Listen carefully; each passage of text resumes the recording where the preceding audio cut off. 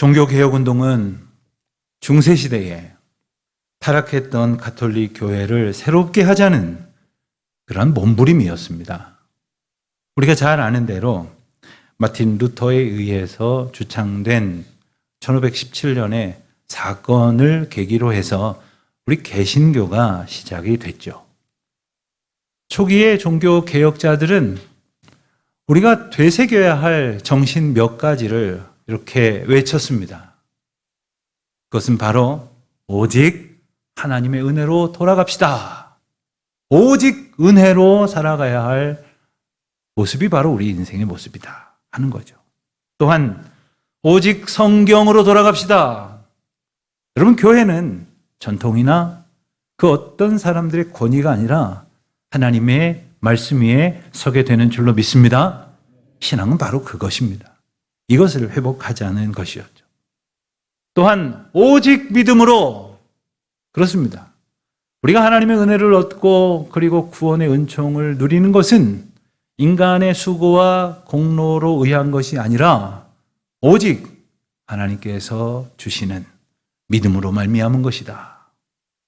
이것을 다시금 회복시키자는 운동이었습니다. 또한 우리의 구원은 바로 오직 예수 그리스도로만 가능하다는, 우리의 구원이 인간의 어떤 주장이나 흐름이나 사상이 아니라 예수 그리스도 한 분만으로 우리는 온전케 된다 하는 것을 깨닫는 것이죠. 그리고 이 모든 것이 오직 하나님의 영광을 위해서 그렇게 지음받았고 그렇게 살아가는 것이 성도의 궁극적인 지향이고 가장 큰 기쁨이고 그렇게 살 때에 가장 평안한 것이다 하는 것을 깨닫는 것이 바로 종교개혁의 정신이었습니다.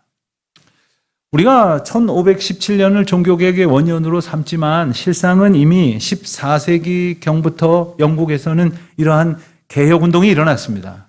그리고 15세기에는 체코와 이탈리아에서, 그리고 이 루터보다 조금 앞선 시기에는 스위스를 비롯한 유럽의 여러 나라에서 이미 신앙 갱신 운동이 시작이 됐고, 그리고 마치 들불처럼 거세게 번져 갔습니다. 그러다가 1517년 10월 31일에 마틴 루터가 비텐베르크 성당 앞에다가 95개 조문으로 된, 말하자면 성명서 같은 것을 게시합니다.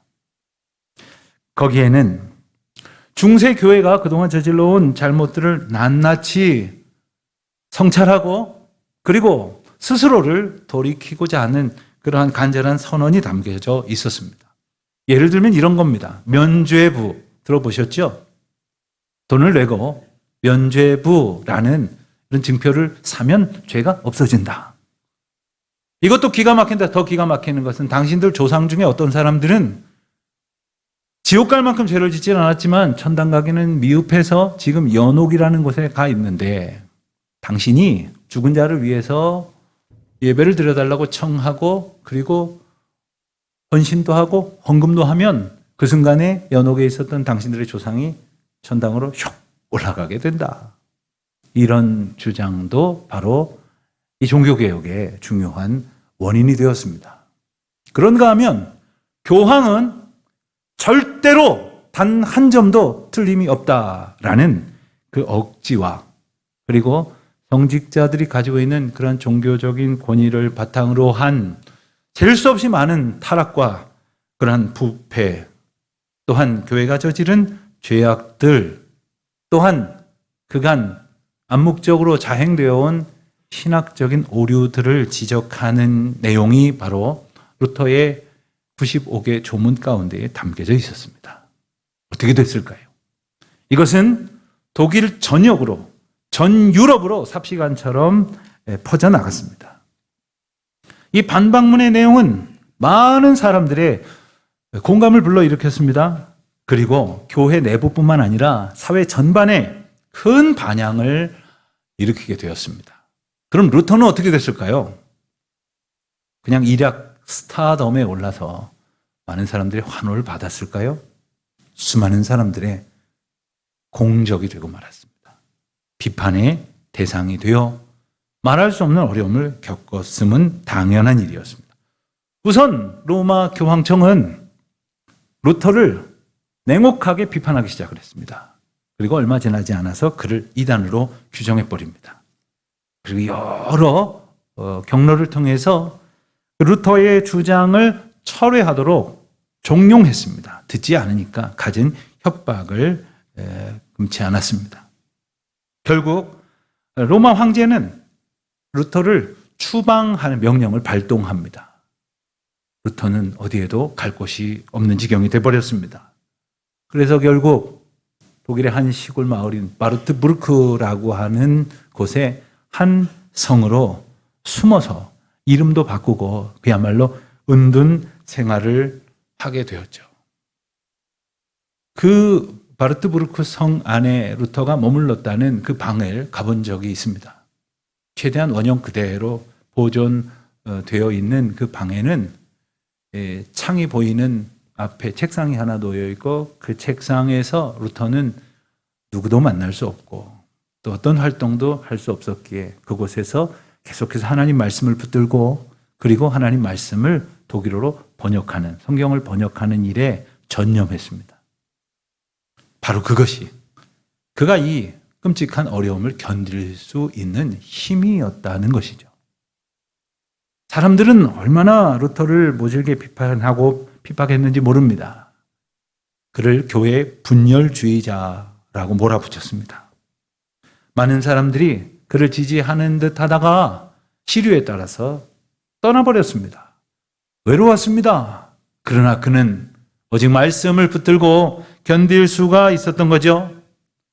특별히 그가 붙들었다고 그가 주장하는 가장 대표적인 말씀이 뭡니까? 바로 구약 성경 하박국서에 나오는 그래서 사도 바울에 의해서 로마서와 갈라디아서에 다시금 인용되었던 너무나도 귀중한 종교개혁의 정신 오직 의인은 믿음으로 말미암아 살리라 이 말씀만 붙들고 마틴 루터는 그 어려운 시간들을 견뎌낼 수 있었던 겁니다. 우리가 앞서 찬송 585장을 불렀는데요. 내 주는 강한 성이요. 이 힘찬 찬송의 작사, 작곡은 바로 마틴 루터입니다. 마틴 루터가 만든 이 찬송의 고백을 한마디로 함축하자면 바로 오늘 우리가 읽은 성경 본문 1절의 말씀이다. 이렇게 말할 수 있겠습니다. 하나님은 나의 피난처시요 힘이시고 환난 중에 만날 큰 도움이시다 라는 고백이죠. 어떻습니까? 여러분들을 아마 너무나 많은 분들이 이 구절을 잘 아시고 아주 좋아하실 거예요. 특별히 어려운 일을 만나 보았을 때 정말 하나님이 나의 힘이 되시기를 나의 피난처가 되어주시기를 간절히 바랬었던 우리의 시간들이 함께 떠오르실 것입니다. 그리고 이 구절을 의지해서 나도 어려운 일 당할 때 루터처럼 견뎌내야지 하는 생각을 하게 되실 거예요. 그렇지만 또한 분명한 것은 뭐냐 하면 우리가 이 말씀을 좋아하고 우리가 이 말씀으로 하나님의 도우심을 얻을 것이라고 기대를 하면서도 우리는 경험했죠. 경우에 따라서는 내가 아무리 간절하게 기도하고 바라는 일이라 한다 할지라도 얻을 수 없었던 일들도 우리는 기억합니다. 내가 주님께 정말 피하여 나를 보호해달라고 했지만 고스란히 그 고통을 겪었던 일들도 우리 가운데는 있었을 것입니다. 그래서 처음에는 이 성경 구절을 나의 고백으로 드렸지만 너무나도 힘들고 어려워진 까닭에 하나님 절대로 나에게 도움이 되시지 않으십니다.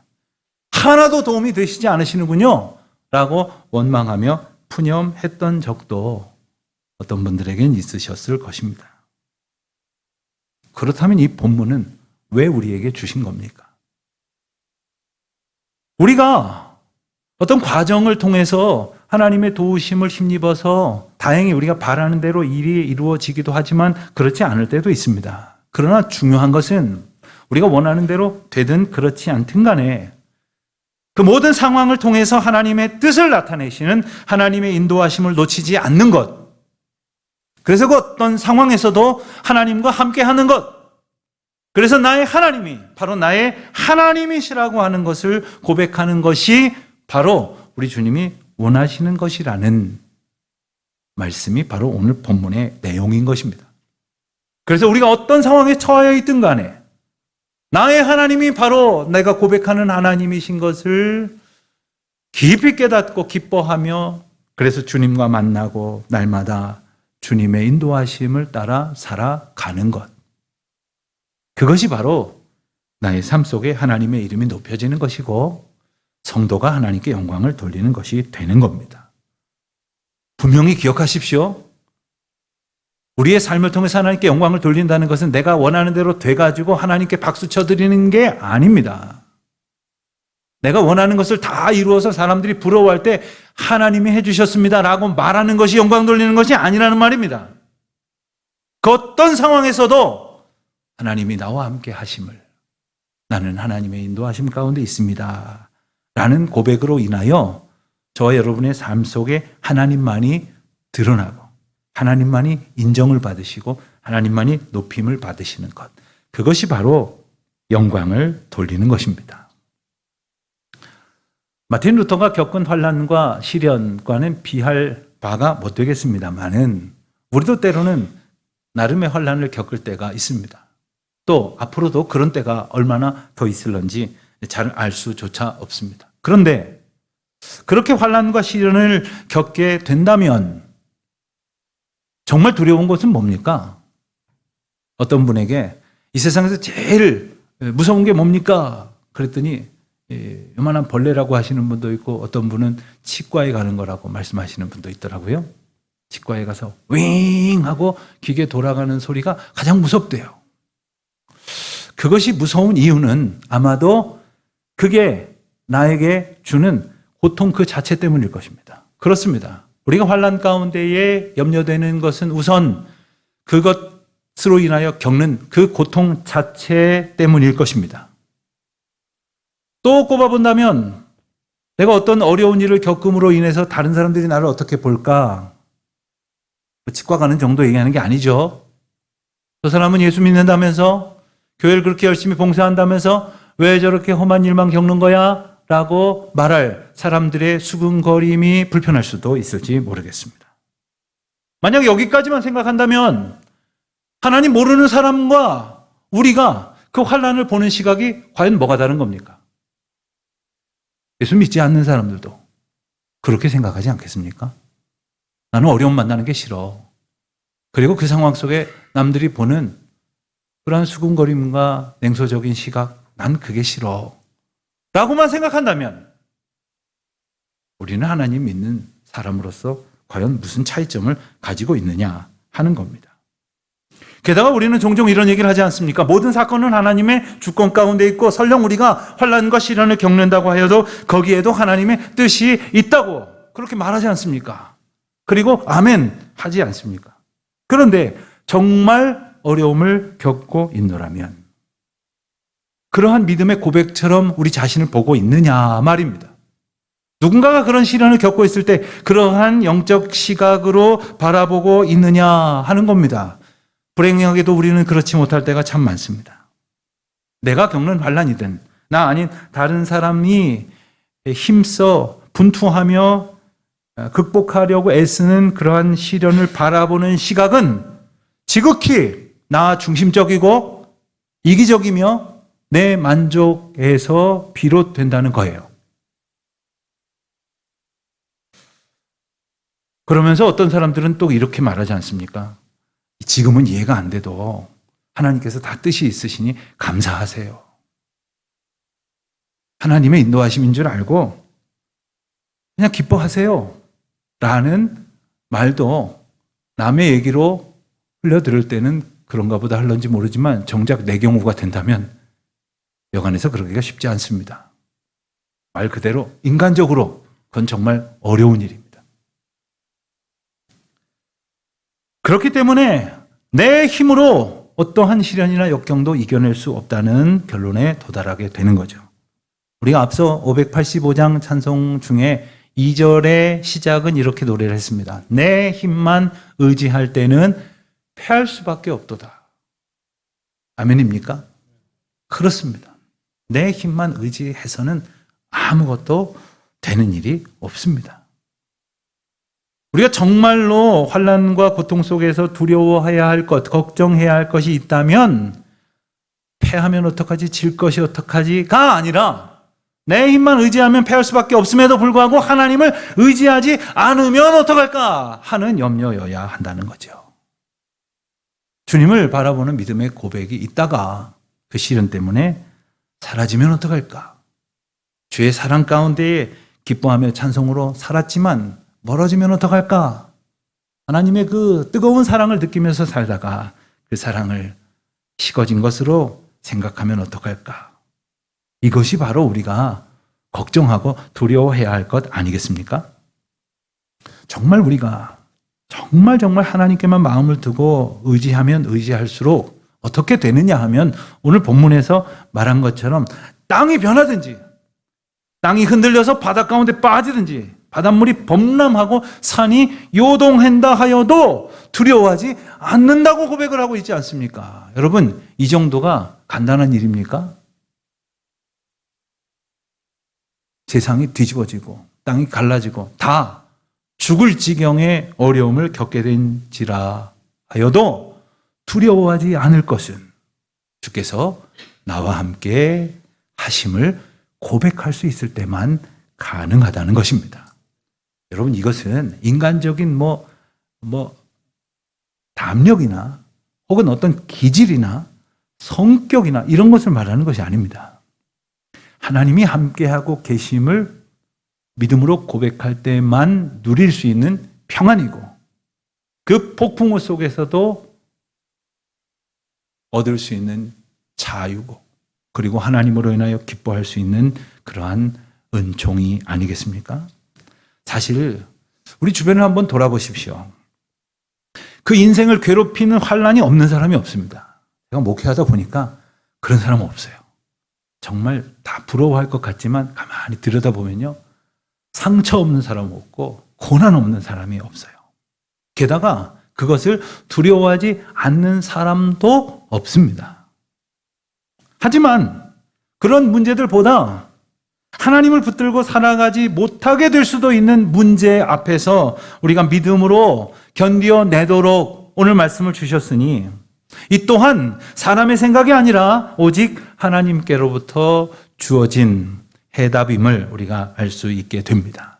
그러므로 오늘 설교 제목처럼 하나님의 피조물 된 우리가 하나님을 하나님으로 아는 것, 그분이 바로 나의 하나님, 나의 구주가 되심을 날마다 기뻐하는 것이야말로 모든 환난을 이길 근본적인 힘이요 모든 문제를 푸는 열쇠가 될 것입니다. 바울은 그렇게 고백했지 않습니까? 그 어떤 환난도 시련도 그리스도 예수 안에 있는 하나님의 사랑 안에서 끊을 수 없다. 이렇게 고백했지 않습니까? 여러분, 우리가 결코 끊어지지 않을 그 하나님의 사랑에 의지해서 우리가 겪어야 할 어떤 시련도 넉넉히 이겨낼 수 있을 줄 믿습니다. 하나님께서는 우리를 그렇게 도우시기 위해서 어떤 방법을 쓰시냐면 성령 하나님을 보내신다고 하셨어요. 그리고 그 성령 하나님을 통해서 우리를 지키신다고 말씀하십니다. 여러분, 근데 우리가 하나님이 도대체 뭘 도우시는지, 어떻게 우리를 지키시는지를 잘 생각해 봐야 합니다. 나를 괴롭히는 사람들 다 무찔러 주시도록 도우신다는 뜻입니까? 내가 원하는 일을 하는데 그 일이 되도록 그 원하는 일을 경쟁하는 사람들은 다 방해해 주시는 그런 방식으로 도우신다는 말입니까? 그런 것이 아닙니다. 하나님이 우리를 도우신다는 것은 우리가 원하는 일이 되게 하시는 그런 도움이 아니라 혹 그 일이 되지 않더라도 하나님 앞에서 믿음으로 살아갈 수 있도록 의심하거나 좌절하는 것이 아니라 여전한 신뢰로 주님만을 바라볼 수 있도록 우리를 도우신다는 거예요. 어떤 환난과 시련을 겪는다 할지라도 하나님과의 사랑의 연합에서 끊어지지 않도록 우리를 지키시고 보호하시는 그 하나님을 바라보시기를 주님의 이름으로 축원드립니다. 4절 말씀에 보면 이 귀한 약속을 아주 분명한 비유로 소개를 합니다. 자, 여기 강이 하나 흐르고 있습니다. 그 강에 물은 어디로 흘러갈까요? 아마 그 강의 물은 계속해서 낮은 곳으로 더 낮은 곳으로 흘러갈 것입니다. 그래서 물줄기가 한 곳에만 머물러 있는 것이 아니라 계속해서 흘러가게 될 것인데 그 강의 물줄기가 닿는 곳에는 그 강물이 전해지겠죠. 그런데 그 강물이 영원히 목마르지 아니하는 생명수라고 한다면 그 강물의 물줄기가 닿는 곳곳마다 그 물을 마시는 자마다 영생을 얻게 될 것이 아닙니까? 하나님의 구원의 놀라운 은혜가 이와 같다는 겁니다. 사랑하는 성도 여러분, 하나님의 강물 같은 은혜, 생명수의 은총이 저와 여러분에게도 미쳐지기를, 날마다 은혜의 강물이 흘러 넘치기를 소원하는 우리 모두가 되시기를 바랍니다.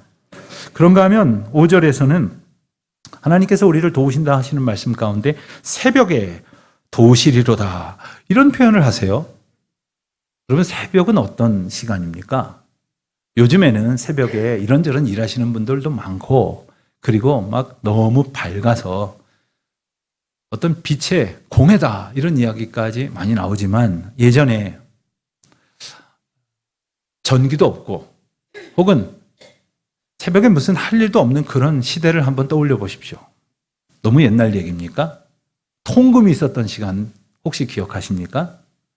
새벽에 돌아다니는 사람은요, 나쁜 짓 하는 사람들이거나 그 사람들 잡으러 다니는 사람들 뿐입니다. 그렇지만 그 새벽은 여전히 두려운 시간입니다. 아무것도 안 보이는 것 같으니까. 나를 보호해 줄 것이 없다고 생각하는 사람일수록 더더욱 두려운 시간입니다. 어디서 나를 해하는 공격이나 그리고 나를 넘어뜨리려고 하는 위해가 닥쳐올지 모를 두려움의 시간이지만 그 시간에도 우리 주님께서 우리를 도우시겠다고 말씀을 하시는 거예요. 우리 주님이 지키시겠다 하시면 어떻게 됩니까? 평안한 거죠. 안심하는 거죠. 하나님께서 우리를 그렇게 보호하시는 이 은총을, 약속을 받았지만 안타깝게도 우리가 살아가는 이 세상은, 이 사회는 영적으로 참 암담하고 어두운 새벽과도 같다는 생각이 듭니다. 앞서 제가 광고 말씀 시간에도 나누었지만 이 사회가 처하여 있는, 그리고 주님을 알지 못하는 사람들이 치닫고 있는 어떤 방향은 정말 몰라서 저러나 하기에는 너무나 엄중한 상황입니다. 그러나 그것은 하나님을 단지 몰라서가 아닙니다. 이 세상에는 하나님이 어디 있어? 하나님을 조롱하는 사람들, 또 하나님을 의지하는 사람들에게 헛수고하지 말라고 비아냥거리는 사람들로 가득 차고 있습니다. 그 가운데 우리는 믿음 생활을 하고 있습니다. 우리가 소수입니다. 우리가 주님을 의지하지 않으면 아무것도 할 수 없는 약자입니다. 그러나 하나님을 의지할 때 주께서 이 모든 길 가운데에서 바른 길 갈 수 있도록 우리를 인도하실 것이고 견디어낼 수 있도록 우리를 보호하여 주실 것이니 주님을 의지하는 길 말고 또 어디가 있겠습니까? 그러기 위해서는 바로 주님이 나를 도우시고 나를 인도하실 피난처가 되시고 힘이 되시는 나의 하나님이심을 온전히 고백할 수 있는 우리 모두가 되시기를 바랍니다. 다시금 우리가 종교개혁주의를 맞습니다. 우리는 뭘 고치고 뭘 새롭게 해야 할까요? 언제부턴가 교회들마다 개혁을 해야 된다고, 갱신을 해야 된다고 하는 목소리들이 나오는데, 그러면서 하는 일들을 보니까 일단 무슨 위원회를 하나 만들더라고요. 무슨 조직을 하나 만들어요. 그리고는 무슨 제도를 만들어요. 무슨 규정을 만들어요. 심지어 그런 것 가지고도 성이 안 차면 리모델링을 하자 그래요. 그리고 뭘 하나 새로 지으면 나을 것 같다는 생각을 하기도 합니다. 그런 것들이 우리를 새롭게 하는 것이 아니에요. 날마다 새롭게 하시는 성령의 역사가 우리 가운데 있지 아니하면 아무리 뭘 없던 것을 만들고 있던 것을 고친다 하여도 결단코 우리는 새로워질 수가 없는 겁니다. 하나님의 은혜만을 구할 때, 하나님의 말씀으로만 우리의 삶에 등불을 삼을 때, 하나님께서 주시는 믿음으로만 예수 그리스도를 의지할 때 우리는 비록 이 험한 세상을 살고 있지만 그제서야 복음 안에서 진정한 자유와 평강을 누리게 될 줄로 믿습니다. 사도 바울은 누구 못지않은 어려운 시절을 살았어요. 조롱과 공격도 많이 받았어요.